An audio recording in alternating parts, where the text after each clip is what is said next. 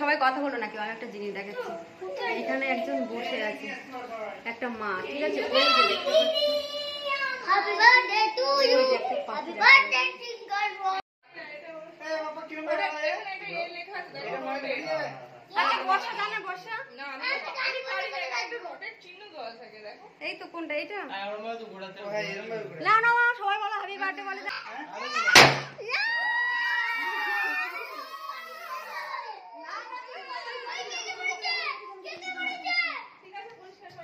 ওইদিকে নিয়ে যাবো, ওইদিকে নিয়ে যাই।